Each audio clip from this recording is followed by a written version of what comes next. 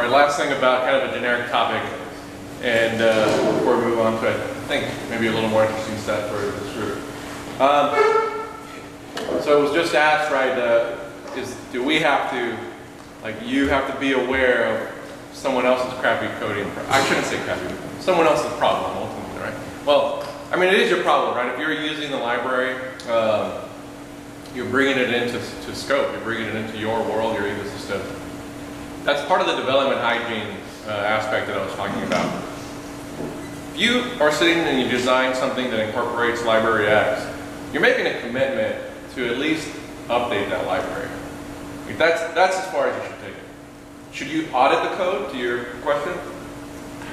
No, I mean, that'd be great for the open source community, so that aspect of it is cool, but the bare minimum you should do is just kind of either design your systems in a way that you can kind of drop in replacement, which is a little harder than it sounds, right? Maybe develop interfaces in between your code and the libraries that you're using. Or just commit yourself to, hey, I will update. That's kind of the big thing. Patching, it's so boring. It's like IT, the bane of IT organizations around the world, patching, right? So that's the big thing. I'd also say concern yourself with whether or not these libraries or frameworks or tools that you're using are secure by default, and oftentimes they're not, because when you want to just get up and go and set something up, usually it's no security, right? Just going back to the usability, I just need to set something up, no username or password is set up. Yeah.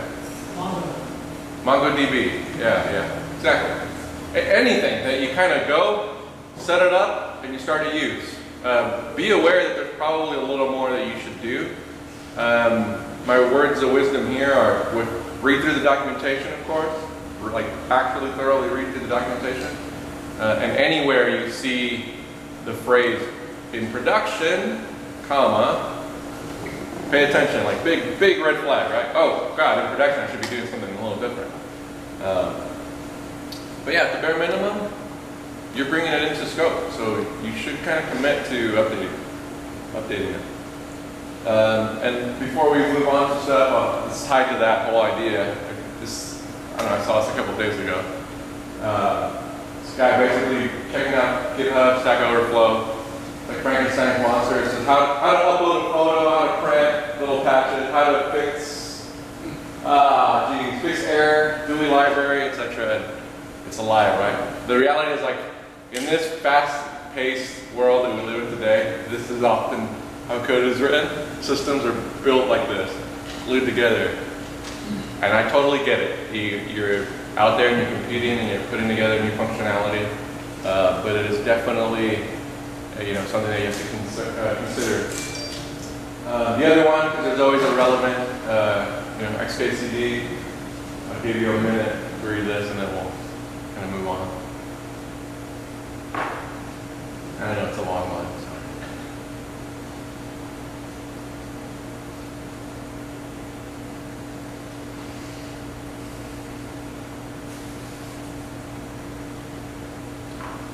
So ultimately,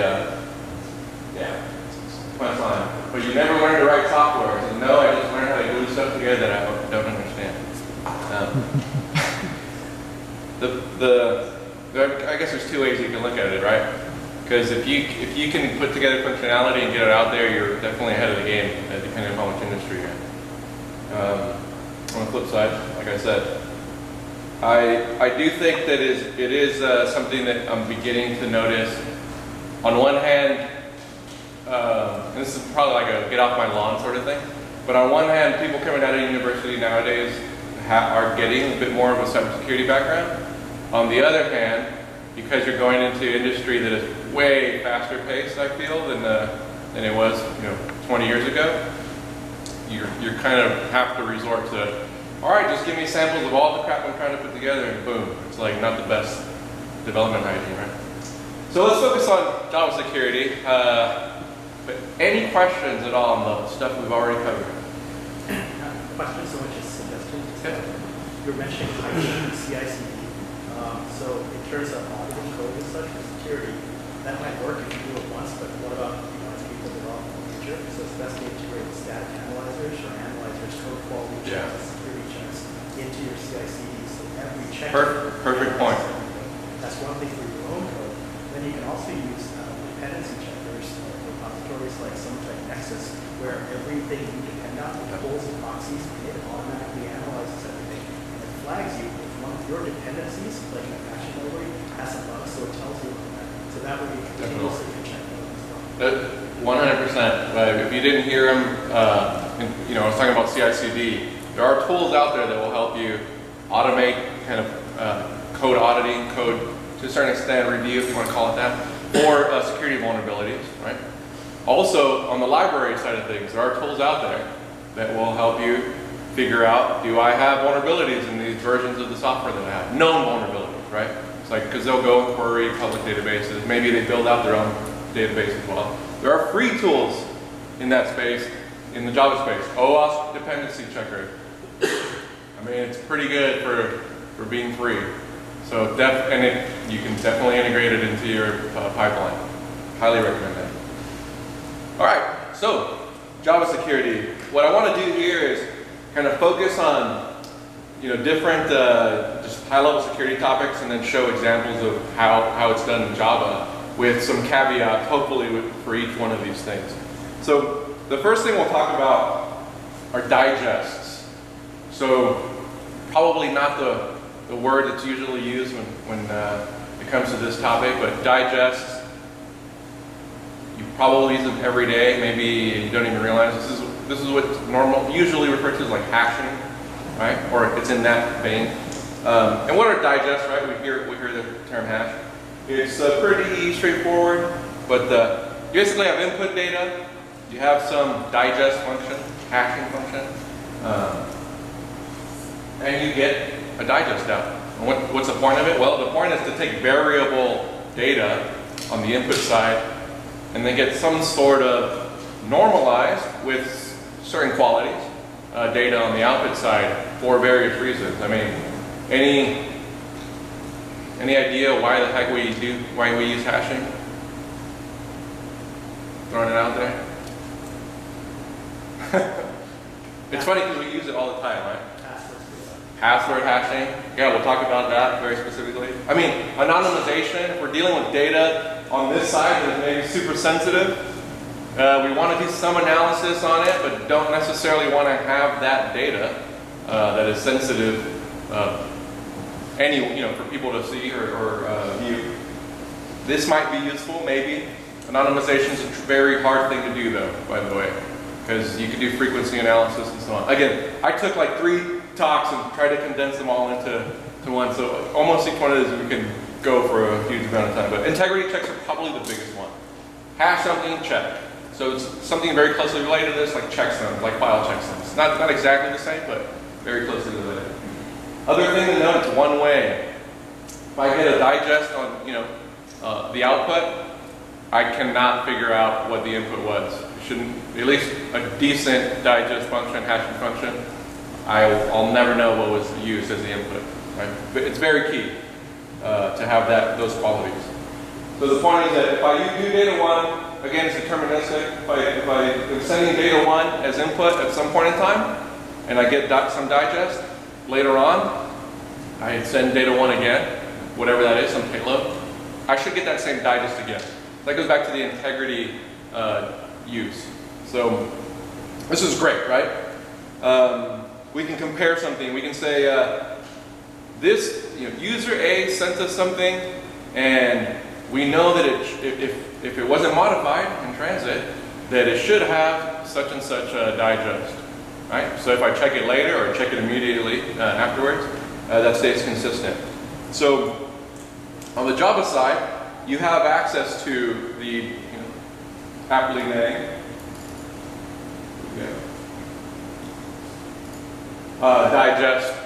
message digest, right? Set of APIs. So super straightforward. Message digest, most of these are kind of hook into the whole service provider interface concept. So early days, Java, or I should say Sun, was like, hey, this is cool. We'll write all these interfaces, but the way we implement them, that's kind of proprietary, right?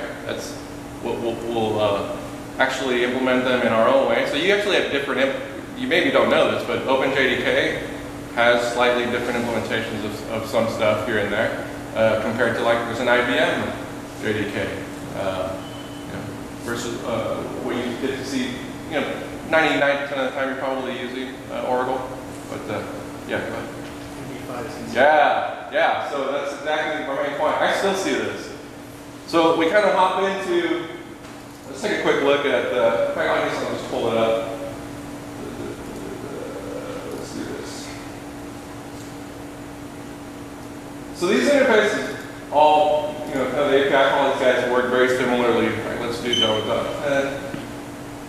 And by default, if I still have internet connection. By default, the implementations have to support certain algorithms. So that's just basically how a lot of these classes under the crypto packages work. So message digest is no different here. If we take a look at this guy, again, read through the documentation. But by default, any JVM that you're going to be using out in the wild, and again, like I said, maybe you didn't realize it, but there are multiple implementations. When you use Android, it's actually different JVM. It's a Dalvik JVM that's running on the system. They have to at least support these if they want to abide by the contract, right? That's posted. MD5, SHA-1, SHA-56. Still see this being used? Technically, should no longer really use SHA-1 either. Google's crack team showed that they found, again, maybe not for an average person, but with enough resources, have found that you can find collisions even with SHA-1. So if we're using it for integrity checks, MD5, SHA-1, probably just consider them broken. You should use SHA-2. One of the cool things, in fact, let's go back to our, this guy. Let's replace him. So, I mean, we really should at least be using SHA-256. And technically, I think as of, I want to say JDK 9, we have access to the next family, the newest family of kind of best practice hashing algorithms. And that's SHA-3. So, let's see. Maybe I should show that for you.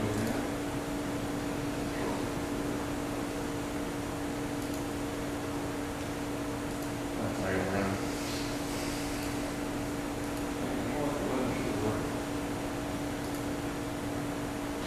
Alright, so basically just kind of wanted to show that you can't be my guy, right? Oh yeah, I don't have a main in here. I'm probably still running something else. Basically just wanted to show that ultimately we're taking some sort of data that we pass into it and output, base64 encoding, output some value, right? SHA-3, you'll notice it was not listed in the documentation. That's because Java is all about backwards compatibility, right? So officially, you only have to support those 3 algorithms that are listed there.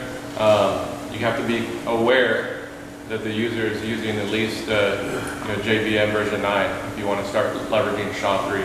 So, but it's basically the same thing. Instead of SHA-56, I think, pretty sure you would do like a SHA-3, 256, SHA-3, 512, so on and so forth. It's pretty straightforward to use message digest. Nothing too difficult there to understand. You have update, you can add, and then you saw the call to do final. You say update, you pass it bytes, update, pass it bytes. And so long as you keep calling that, you're basically just concatenating your message until you decide to say, hey, final, and that'll generate the actual hash, right? So, but, yeah, go ahead. Organizationally, when you say NIST just published and said, hey, we got to start backing away from SHA. Right. Yeah. Organizationally, that's your team's responsibility to have that connection to NIST. Oh, like here, like who should be aware of this and start? I'm just, how do you put that into your cycle? So you've got new information about, hashing algorithms from NIST. Yeah, so I'll give you an example here. The SHA-1 stuff was published, and immediately we're like, okay, well, what's our plan to move on to that? I mean, the following day. And okay, on our web servers, like let's make sure that we're not using SHA-1 for during the TLS negotiation, for example, right? Yeah, that's our team. That's kind of the stuff that we're hit. Back to what I said, it's never ending. The stuff that we're hit with every single day. They feel like there's something new. Is that what you're asking? Maybe. Well, it's this phrase of continually hardening my code. Yeah. That's an ongoing process. Yeah.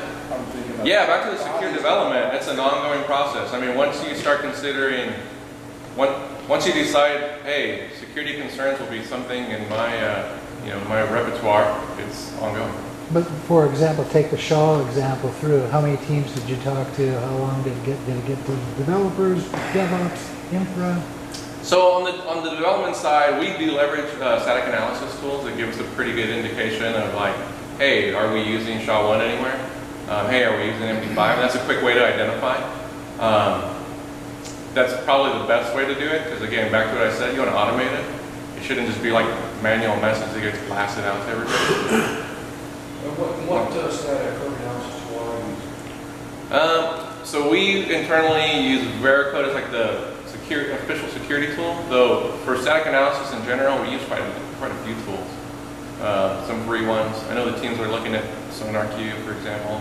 That's kind of code quality focus. The other thing I wanted to point out is there's a FIPS 140-2 standard. Are you familiar with that? Yeah. A lot of times, if you turn that on your server, you're hardening your OS, then you try to use an MD5 in the code, and it ends up failing. Mm-hmm. So, when you think of whether you're going to use that type of, what algorithm you're going to use, you also have to think about the hardening that you might be doing on OS. Yeah, no, that's a good point. So to my comment way earlier, when it comes to just kind of the secure systems development, environment hardening is a big, it's an unimportant part of it.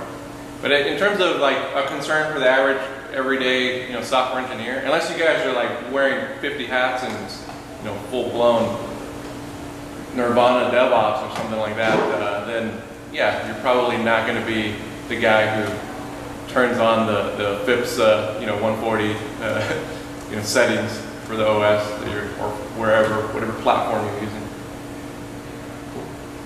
So the other thing that's closely, I'm sorry. Yeah.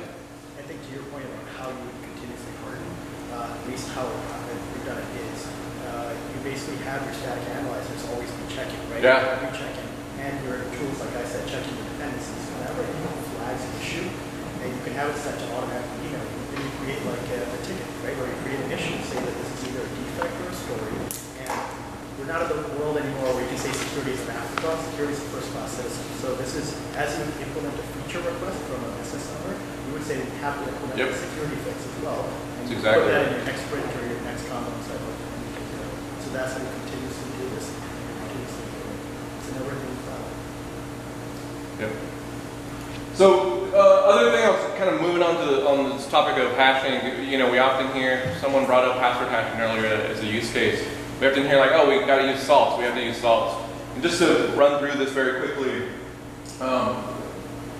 maybe all of you are familiar with this. And again, like I said, very high level stuff that will cover a lot of bases here. But salts are just, kind of what you see here. Let me add some bit of information to this to tweak the output. And the reason you would do this is so that if I have the same data, let's say user input, the same data coming in, before it actually makes it to your magic function, your digest function, you throw in some salt, some unique salt, right? Salt 1, salt 2, you get a different output. So this is kind of where you start treading down the path of, okay, cool, I think I have everything I need for password hashing, because you often hear you gotta hash your passwords, hash your passwords, right? And I almost guarantee you that if you're at that point and you go, cool, I know what to do, you've already implemented it wrong. I hate to say it, but 95% of software development teams, if you do password hashing, probably did it wrong. So we'll talk about like what to do right, hopefully, if we have time. We will. But it's not just as simple as like, cool, I'm going to hash your password. Let's move on. Random. talk a little bit about random. This is an area where teams tend to get things wrong as well. So on the digest side, we have MD5, SHA-1, kind of using broken crypto algorithms, and then password hashing, which we'll get to. When it comes to random, I see issues here all the time as well. So going back to this guy here, you oftentimes say, have some sort of construct where you go, all right, I'm going to need random data.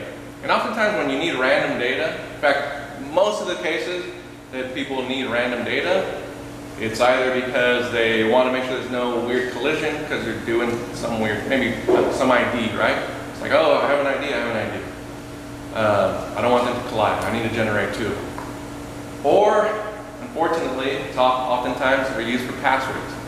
And so this is kind of the default thing that you'll see. I see this quite a bit. It's like, hey, I'm going to use the random class to get a random value, a random number of bytes, right? Some off text string. And I see this to this day. Not at ResMed, of course. I mean, in the wild. And so let's take a quick look at the output here. If this guy decides to work for us. So we get random file. Think about something like this. Okay, all of these examples, of course, can be very contrived, but we are generating some key for a user or an account, whatever. We decide to use random, and we decide to use it with the current timestamp. Then we write it, whatever, to a file, to the database row. We have a row that says such and such account, timestamp created. We hash the password, right? So no one can get the key. But we're using random. And practice what we preach, going back to this bad boy here. Let's search for random. I should have just done the question here.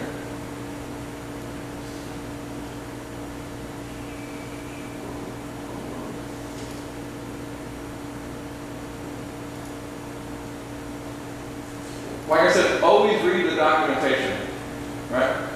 Random gives you all sorts of information, and then it says, hey, by the way, instances of random are not cryptographically secure. I see this all the time. People are using random for like key generation or ID generation, right? Oh, I need IDs. I need unique IDs. Oh, by the way, it should be kind of sensitive. I don't want people to know those IDs because I use them in my API somewhere. And, it's kind of tied to the authentication. So, but it tells you here what's the answer. Well, the answer is secure random, right? What is the problem here? Well, there are two problems. One, hey, we're generating these using times. Again, I see this all the time. Timestamp as the seed to the random constructor. I know the timestamp generally where it was created. I know that this is milliseconds, but you can imagine that if I, kind of walking through, very contrived, I say, hey, I don't know the exact time, but I have a date. I know when the file was created. I know when the database entry was created. You can just kind of think it through. You can say, hey, well, let me just give it a 5-minute buffer on either side or on a day buffer. It doesn't matter, a day, the whole day. I'm just going to brute force this. Because now I'm not talking about, hey, trillions of potential candidates. I'm talking about, wow, I whittled it down to, who knows how many, depends, right? 600,000. And so you can imagine, again, very contrived, but I can recover keys because of a poor decision here. And you think, no, there's no way. There's no way that I can recover keys. But we see this. In fact, this is kind of a cool thing. On one hand, it's cool. On the other, talking about random stuff, I just figured this. We'll use a silly picture. It's semi-random. There have been pretty interesting discussions about using secure random and when to use, when not to use. The main takeaway here is use it. Generally, unless you really know what you're doing and you have a good source of sounds kind of silly. Good source of randomness. Don't seed it yourself. Let the underlying implementation seed it. And then, even then, back to the earlier point, it kind of stinks because you still might have trouble. So years ago, the Android implementation of Secure Random had a bug. Interesting to note, it says the Android security team has been investigating the root cause of the compromise of a Bitcoin transaction that led to blah, blah, blah, blah. Main point was that their implementation of Secure Random didn't use a good source of entropy, of randomness. Good news, bad news though, right? Because if you're using, this is one of those things like I'm using the underlying APIs at my disposal. At some point, this should all be updated and I'm good to go. Android ecosystem's a little fragmented though, so we know that's not exactly the case. But even if you come across this article, just remember, use Secure Random if you need it to be cryptographically secure. It's a huge problem, I see. Similarly, kind of going to the talk that's very closely related because we're just talking about key generation. Don't use a random to generate keys, and then also if you're going to generate keys, you're probably using it for some other Java API. There's a key generation API. Okay.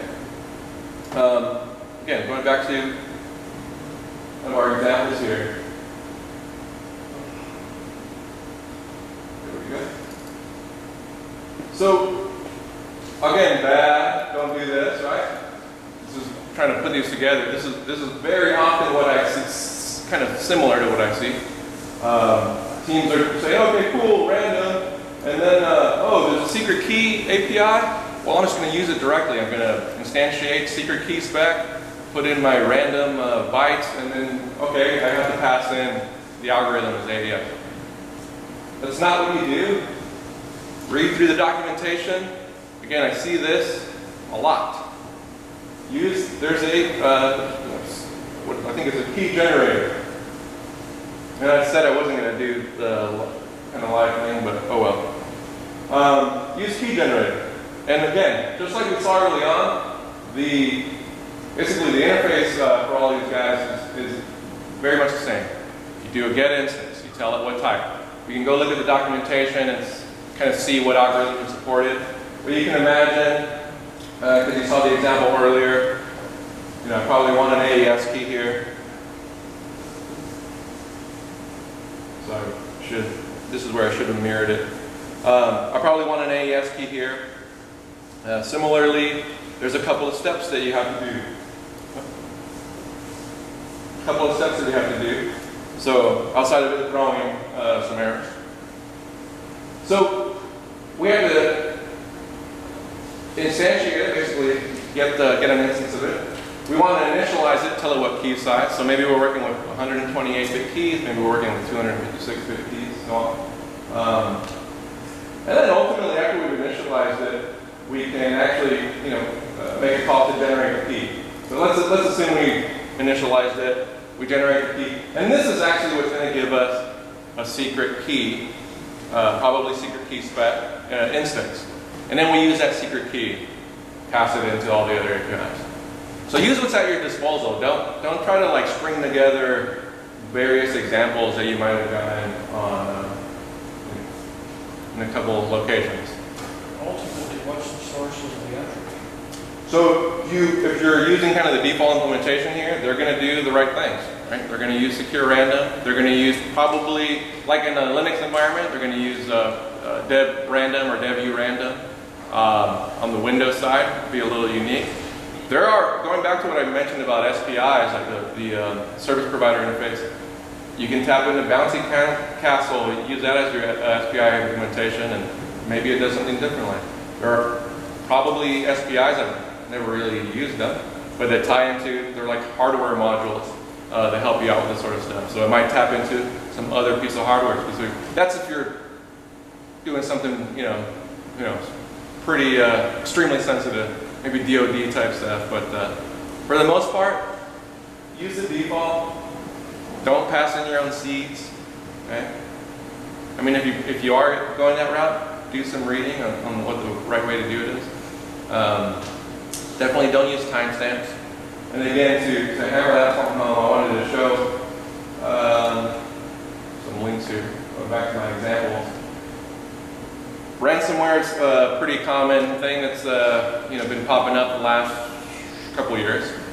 And this is pretty sweet because Talos is a security company. And so, they issued this, tool to help decrypt a specific variant of ransomware.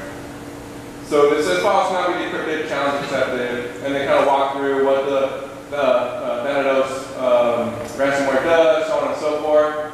But back to my example, even though it seemed kind of contrived, we come down to what these guys are doing. Says, as previously described, the encryption keys used to encrypt files in victim systems are derived based upon the number of milliseconds since the last system reboot. Okay? This is a 32-bit number, so on and so forth. Additionally, the maximum number of milliseconds that can be stored is roughly 49.7 days. Then they go through a couple of ways of how they were able to even whittle that down, so on and so forth. And it says, hey, it would take about 14 minutes to successfully recover keys. So think about this, the quote-unquote bad guy. I only say quote-unquote, by the way, just because I never know anyone's motives, and I don't work in kind of national security, so they do the attribution and the motives and all that. I'm just trying to protect the organization I work for. It could have been some student who developed the software, and that's why I don't want to say it's a bad guy. But the main point is, like, these aren't contrived examples. Like, you make these pretty simple mistakes, and they lead to pretty big consequences downstream. So you thought your system was secure, you thought you were generating keys well, and it turns out you're not, right? Potentially. Hopefully you leave the day and you think about this just a little bit. So, key generation. Cool. Message authentication code. So MACs. How many people here are familiar with MACs? HMACs, kind of the most popular approach. Yeah? So, a couple. So, pretty straightforward. A MAC is just a way to authenticate. Back to our hashing, we have messages, it comes through, we're checking integrity. Well, now with MAC, we want to go a step further. We don't want to just check that something wasn't modified.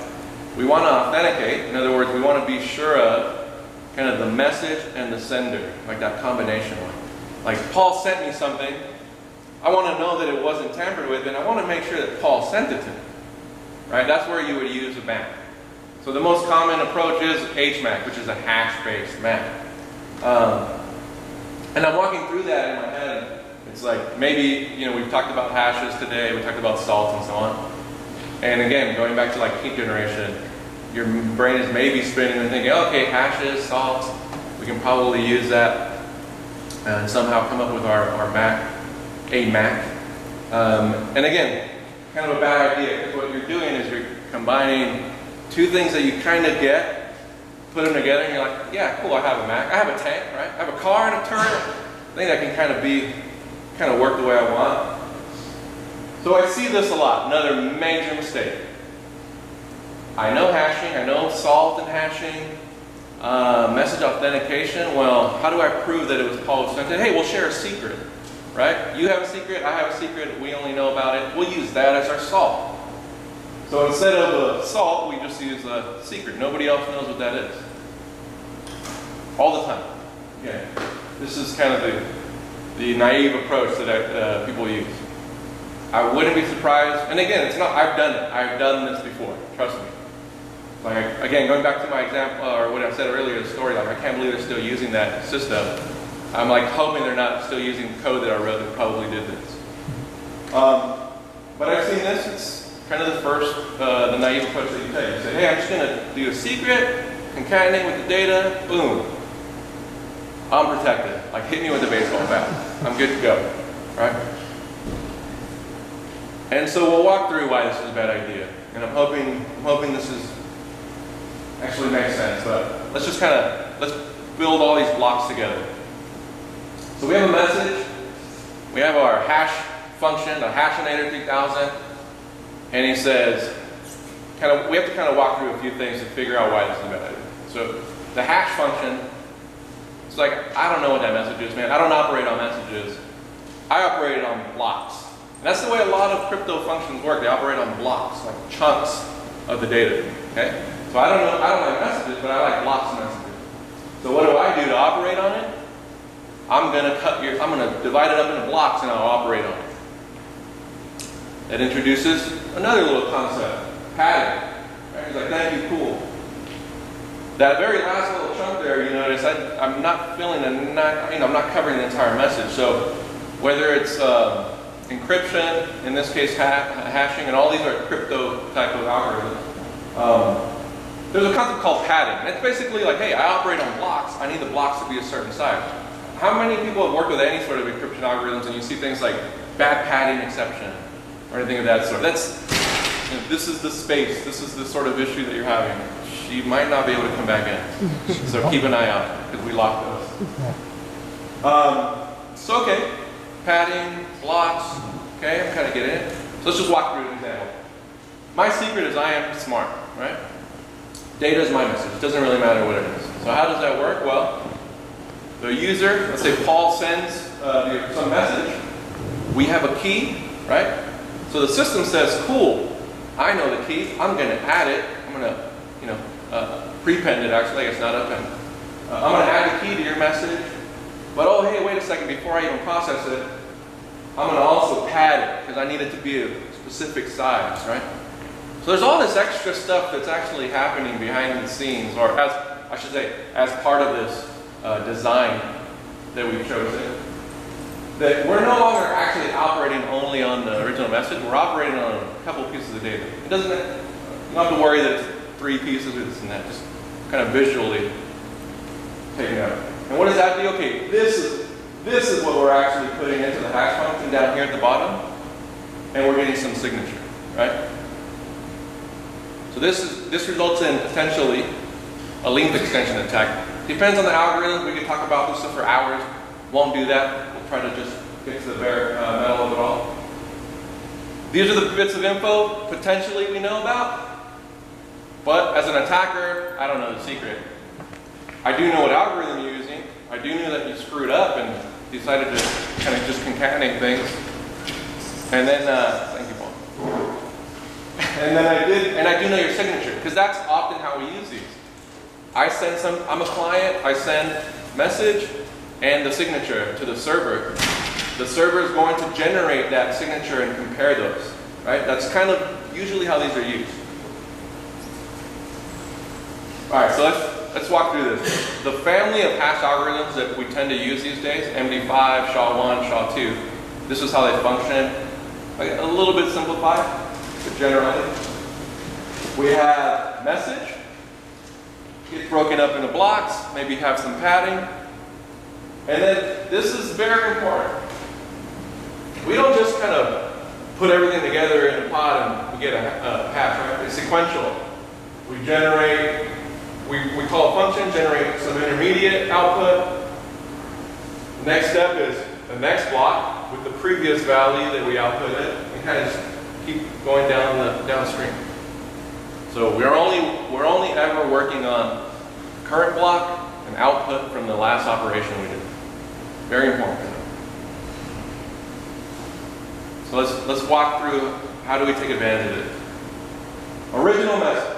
Okay, we are kind of already walked through that. Really, what happens is something like this, right? Before it gets fed into the Hashinator 3000. Some bad guy comes along and says, but I want to send you a bad message included in it. Okay, so how do they do that? So let's walk through this. We know that this maybe gets broken up, right, into, let's say it's 2 blocks. It just doesn't really matter. Number of blocks doesn't matter. But we know it's going to be broken up like this, right? And we know a couple things. Going back to our original example, we know everything up to this point. Because we have a signature from the original message that we maybe intercepted. So, okay, cool, you know what? The input, I just care about that last little chunk. I'm going to take the signature I already know about, feed it into that last little couple steps, and get a new signature.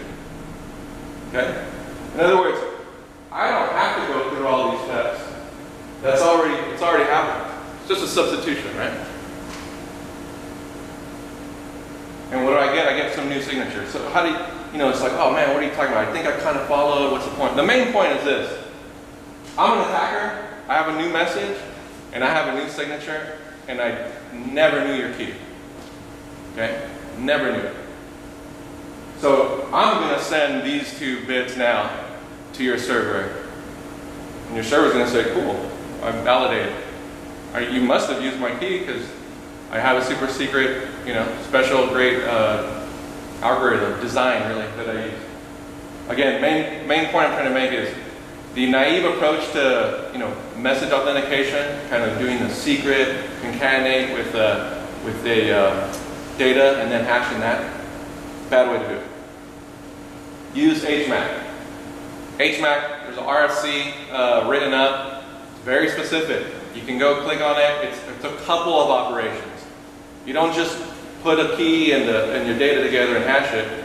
There's a few steps to it. There's inner padding, outer padding. But my main point is, don't even go read the RFC if you don't want to.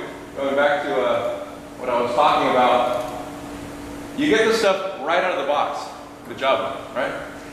You have, we can put a couple of these things together. We need a key, so let's use a key generator. Cool, we're doing it the right way. We're getting instance, we're initializing that, 256, we're generating the key. Let's get a MAC object. As you can see, these were written so long ago, all follow very similar design pattern here. We get an instance, we initialize the key. We can pass in a whole bunch of data if we want, pass in one big chunk of data, it doesn't really matter. Main point is, use the APIs that are available to you straight out of the JDK.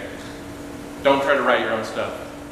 Don't go back to Message Digest and try to come up with your own kind of algorithm for authenticating messages. Use the MAC API. No real gotchas here. I mean, the only thing I'd say is you check the documentation. It'll tell you like, oh, HMAC MD5 is an option. HMAC SHA-1 is an option. Don't use them, but surprisingly, because of the way HMAC is actually designed, it's not as bad. Having said that, you have access to this. You're pretty sure with the later versions, you have access to the SHA-3 implementations. Use the latest and greatest, right? And in the last little bit, I'll do this very quickly. Kind of the last major, that's this guy. Maybe not.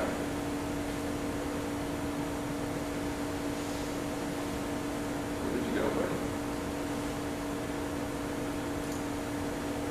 Oh, geez, again. Did I lose you there? No, we're good. Okay, cool. Just want to make sure I covered everything I wanted to say about Macs. Yeah, so use Mac, it's analyzed. Oh yeah, password. So, I said we'd get back to it. We'll get back to it. So passwords. Oh, yeah. Good question. What number is it? I should know that off the top of my head. 2104.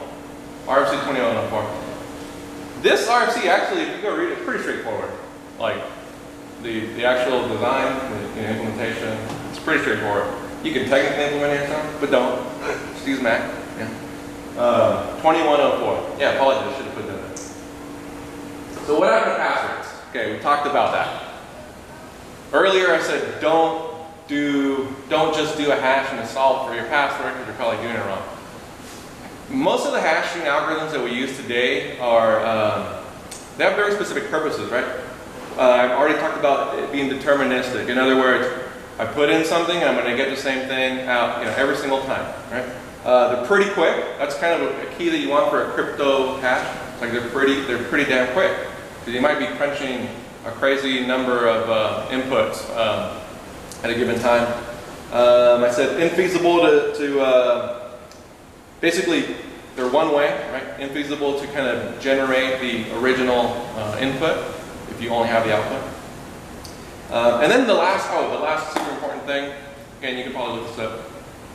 a good hashing algorithm, if you make one little change to the data that's being input, it should have a huge change to the output. So that's like a good hashing algorithm. And so we have good hashing algorithms. We talked about them. SHA-1, I mean, technically it was pretty good for a long time. SHA-2 family is good, and then we have the SHA-3 family. The SHA-3 family, by the way, works differently than that example I showed you.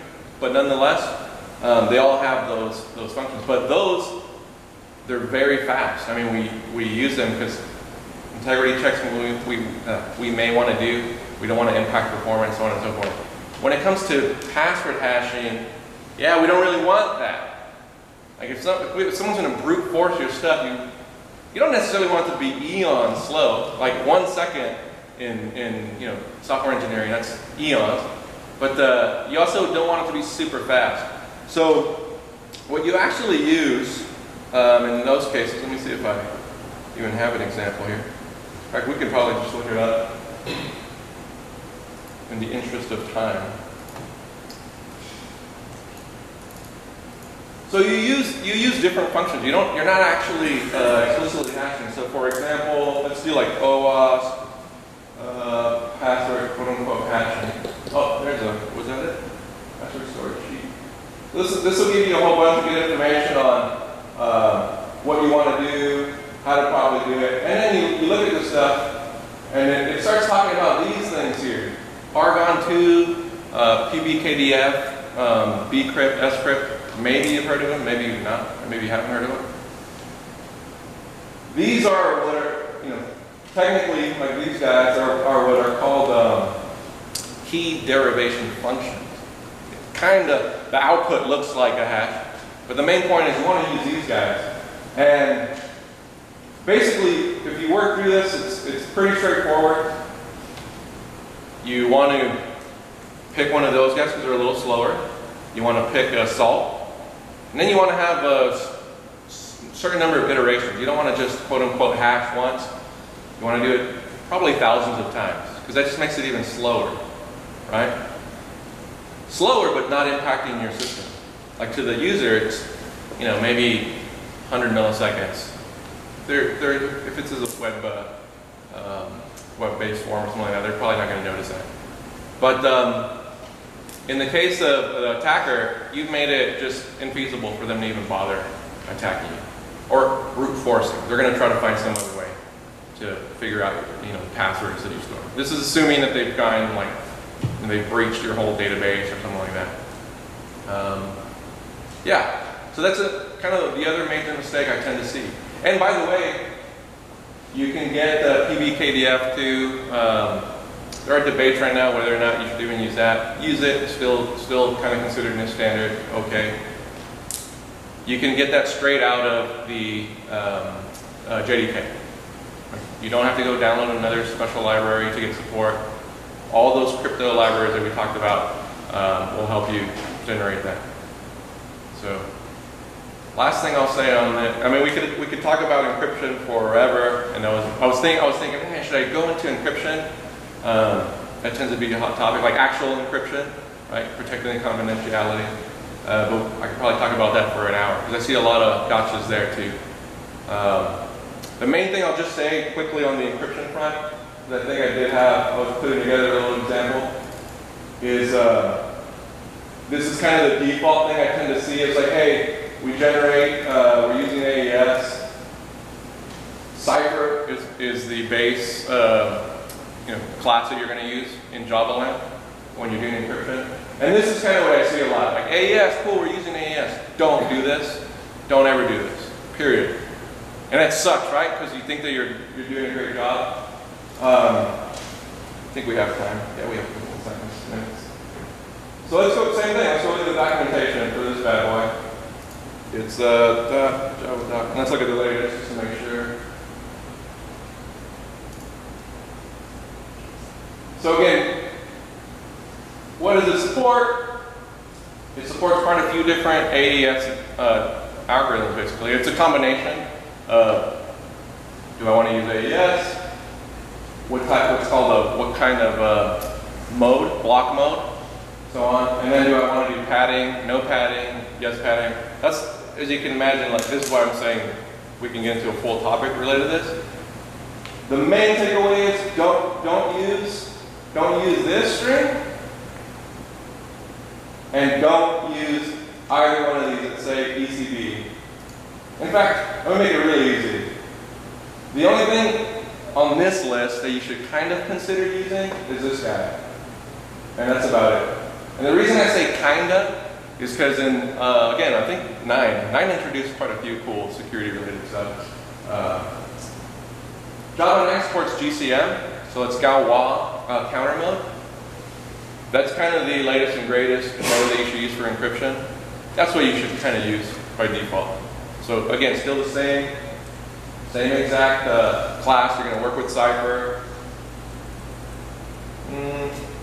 Gives you a little bit of information to see, but I think it gives you enough to start digging into, hey, how do I use Cypher with GCM? So big takeaway is probably use GCM. You have access to it. Maybe Java 8 actually introduced it, but nonetheless, it's been in there long enough that don't use the older things. DES, AES, ECB, so on and so forth. It would take me a little bit of time to explain the why. I think Wikipedia has a pretty decent explanation. Take a look at it. That's all I have.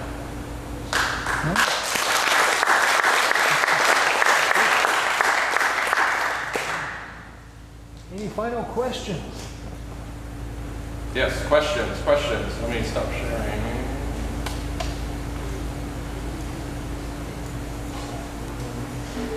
Yeah. I think one of your slides, you have mentioned that password should not have a maximum length. Isn't that bad because now you can potentially have a user that has a trillion characters for their password? Yeah, so I had like a little bit of a question mark there. So yeah, a lot of times people ask, should we have a max length on password? And I give kind of a cop-out answer. It's always pick something that's super high and reasonable that won't break your system. I don't know. And 200 is probably okay. Who's going to have a password longer than that? Famous last words, right? 2 years from now, we're going to be saying, oh, everyone should use a password database. But yeah, pick something that is not going to constrict anyone, but also, to your point, don't just say it's unlimited. The original Unix utility? 8 passwords. Yeah, anything above that. 8 characters, man, and let me tell you, some, maybe I shouldn't even say, but I worked on a system where we thought that it supported passwords larger than 8. We're like, no, it totally does. Check it out. Here's my long password. Boom. No, it actually only takes the first 8. Now the console lets you enter like 20 characters, but yeah, talk about a huge vulnerability. Now, you've gone into looking at SQL injection. Have you done any work with NoSQL? Yeah. And would you agree that, in a sense, it's quite a bit more secure because it doesn't offer all kinds of different attack vectors? That could be It's a completely different design paradigm, right? In the NoSQL world, because you're really just you're basically talking about key value stores at the end of the day. And you're saying, I'm going to store, documents or what have you. Big chunks of info. Yeah, you don't have some of the same vulnerabilities, but to Hank's point earlier, the system that you decide to choose itself might have issues, and they're almost never secure by default. You have to configure them to be secure. Whether that's making sure authentication is turned on, or whether that's making sure that, kind of related to access and authentication, that it's not exposed externally. It's just a different set of problems. Any system is just a different set of problems. Yeah. So Mongo, for instance, depends on how you know it, right? If you're using Java, the default piece of queries, I don't think it's under conception yet. I'm sure someone could screw something up some way, like something Mongo shell or something like that, right? And build strings into that same sort of vulnerabilities. Yeah, look, it really does boil down to, we didn't dive too deep into it, but it's just, what do you trust? Don't trust your user. Don't trust your client. You might have written the browser client, but don't trust it. Okay? Because unless we could get into tons of different design discussions, but unless you're fully authenticating the data payload that's coming your way, anyone can send data to you, right? Because you have a client, you have a server that's listening. Don't trust it. Do validation on the server side. That's a kind of a classic one. We didn't really cover today, but server side validation. Client side validation is for user experience. It's for usability. It's not for security. Any other questions? You didn't mention don't store the password along with the hash or with the recent breach that. Yeah. Don't store the password along with the hash. Don't store any other peripheral information. You can store the salt, right? You can store the number of iterations and things like that. Don't store other information related to that whole process. Like, there was it was a pretty good article. These guys were kind of considering, hey, we want to let our users know when they have bad passwords. And that might change 5 months from now, right? A bad password. So they came up with an algorithm to kind of rate passwords, and they would store that value, like 1 out of 10. I'm simplifying it. But that gives you information too, right? Because now if it's breached, oh sure, I can't figure out the hash, but you give me a number that says this is a bad password, so it's probably, I'll just go use a dictionary and only target those bad passwords, right? So don't store superfluous information. That kind of goes to the data disclosure then. Just don't store stuff that you don't have to store. Great. All right.